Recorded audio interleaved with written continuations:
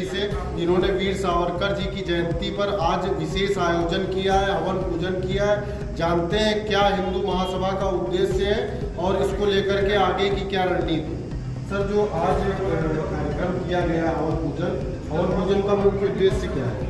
आज वीर सावरकर जी की और हमारे महान रविन्द्रनाथ जी का जन्मदिन है, उसके उपलक्ष्य में प्रदेश कार्यालय पर हवन पूजन का कार्यक्रम रखा गया है। और ये यही नहीं, पूरे उत्तर प्रदेश के लगभग सभी जिलों में हवन पूजन का कार्यक्रम हमारे जिला अध्यक्ष अपने अपने कार्यालय पर कर रहे हैं। क्या कारण है कि आपको सर विशेष रूप से जो है कार्यक्रमों का खुले में आयोजन नहीं करने दिया जाता, उसका कारण क्या है? नहीं, ये फिलहाल तो ये कार्यक्रम हम लोग पहले से पूर्व निर्धारित था कि कार्यालय पे ही होगा। जैसे कि जितने भी प्रदेश में कार्यक्रम हो रहे हैं वो सब कार्यालय पे ही हो रहे हैं। जी, ये कार्यक्रम का उद्देश्य क्या है और कैसे? हिंदू जनभावनाओं को, हिंदू जनमानस को आपस में जगाना, संगठित करना। और वीर सावरकर जी हिंदू महासभा के पूर्व राष्ट्रीय अध्यक्ष रहे हैं, उनको समाज के सामने लाना कि कैसे हिंदू, क्योंकि पहली बार ही वीर सावरकर जी ने हिंदू राष्ट्र के लिए बात उठाई थी और उन्होंने ये नारा दिया था, जय हिंदू राष्ट्र।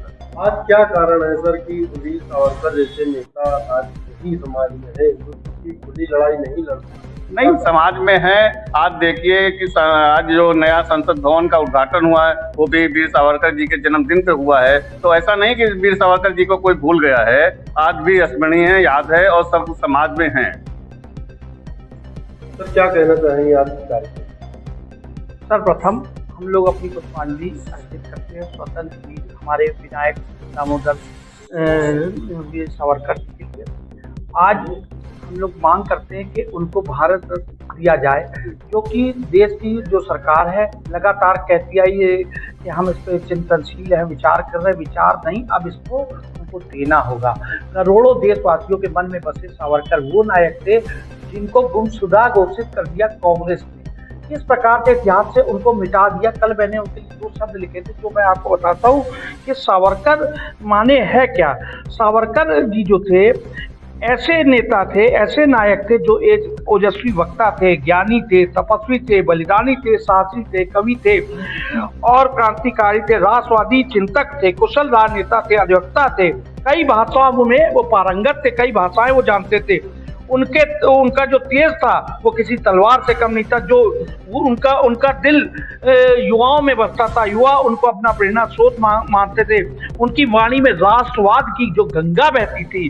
और ऐसे हमारे सावरकर जी जिन्होंने हिंदुत्व और हिंदू शब्द की रचना की, उसको गढ़ा है उस शब्द को, ऐसे थे हमारे सावरकर जी जिनके पारंगतता को आप इस बात से समझ सकते हैं। जिस व्यक्ति ने इस देश के बंटवारे का विरोध किया, जिसने पाकिस्तान के जन्म का विरोध किया, जिसने इस देश में हिंदुओं के हितों की लड़ाई को आगे बढ़ाया, जिस प्रकार से उन्होंने अंग्रेजियत की खिलाफत की, आज़ादी के आंदोलन में एक ऐसा नायक जिससे ब्रिटिश साम्राज्य घबराता था। ब्रिटेन कहता था इनकी आज़ादी का मतलब अंग्रेजी जो सरकार है उसकी नींव हिला सकता है व्यक्ति। एक ऐसा नायक, आपको याद होगा आज़ादी के वक्त में जितने भी उस वक्त के नायक रहे, चाहे वो गांधी जी से लेके जिन्ना से लेके तमाम ऐसे नायक, सबने जो लॉ की डिग्री थी, बैरिस्टर वादी थी, वो सब इंग्लैंड में जाके ली। लेकिन ये एक ऐसे नायक थे जिन्होंने उस डिग्री को लेने से मना कर दिया, क्योंकि वो डिग्री जब वो ले रहे थे तो उसमें शर्त होती थी कि वहाँ की महारानी की अधीनता को स्वीकार करना पड़ेगा। उन्होंने कहा हम ऐसी अधीनता को नहीं स्वीकार करेंगे, हम दस्तखत नहीं करेंगे, और उन्होंने अपनी डिग्री नहीं ली।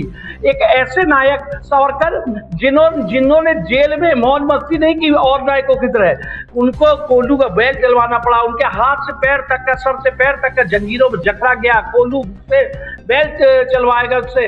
किस प्रकार से उनके साथ अन्याय किया गया, कड़ी बीमारी के बीच में उनको इलाज तक नहीं दिया गया। उनके सगे भाई उसी जेल में रहे लेकिन उनसे मिलने तक नहीं दिया। उनको ये तक नहीं पता था उनके सारे भाई इसी जेल में कैद हैं। सेल्यूलर जेल जो है, आप देखिए सेल्यूलर जेल, उसको एक तीर्थ स्थल घोषित करना चाहिए इस देश की सरकार को। तो ऐसे में हम लोग निश्चित तौर पे कह सकते हैं, कुछ लोगों का कहना है कि इससे सामाजिक, देखिए लोगों का तो कहना है करो आज इस पे वोटिंग करा ली जाए कि देश में नायक कौन। असली नायक कौन है? हिंदू महासभा वो नायक है जिसने ऐसे ऐसे लोग दिए, पंडित मदन मोहन मालवीय दिए, जिन्होंने इस देश की सबसे बड़ी विश्वविद्यालय का जन्म किया, बीएचयू का, एक एक रुपया घर घर से लेकर। ऐसे नायक दिए जो वीर सावरकर जैसे नायक दिए, नाथूराम गोडसे जिन्होंने गांधी जी का वध किया।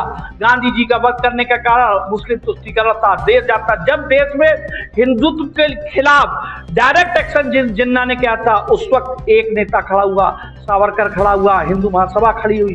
डायरेक्ट एक्शन के लिए मदद की भीख मांगनी पड़ी देश की सरकार को। सरदार पटेल जी ने हिंदू महासभा से जब मदद मांगी, तब हिंदू महासभा से वहां पर बंगाल में कूदे लड़ाई में, तब उन्होंने डायरेक्ट एक्शन जवाब दिया। और मुगल जो चरमपंथी थे डायरेक्ट एक्शन वाले, उनको मारना काटना शुरू किया। तो ये वही गांधी थे जो आके भूख हड़ताल पे बैठ गए, उपवास पे बैठ गए, और उन्होंने मुस्लिमों के तुष्टि के मरने पे तो आवाज उठाई, लेकिन जब तक हिंदू कटता रहा तब तक ये खामोश रहे। तो इस प्रकार से उस अत्याचार का अंत किया हमारे नाथूराम गोडसे ने, और आज देश में हवा बह रही है। आज देश में हवा बह रही है, गोडसे को मानने वाले बढ़ रहे हैं, सावरकर को जानने वाले बढ़ रहे हैं, और हम गर्व करते हैं सभी हिंदू महासभाई कि हमारे नारे के साथ जात पात की करो विदाई, हिंदू हिंदू भाई भाई। इसीलिए हिंदू महासभा आने वाले भविष्य में देश की केंद्र की सत्ता का चाबी किसी के पास है तो वो सावरकर के पास है, न मालवीय जी के पास है। हिंदू महासभा ने ही जन्म दिया था देश के दुनिया के सबसे बड़े संगठन आरएसएस को। हमारे दम से पैदा हुई थी आरएसएस, और इस देश की सत्ता की केंद्र में एक दिन हिंदू महासभा का परचम लहराएगा और देश का झंडा बनेगा भगवा जिंदाबाद।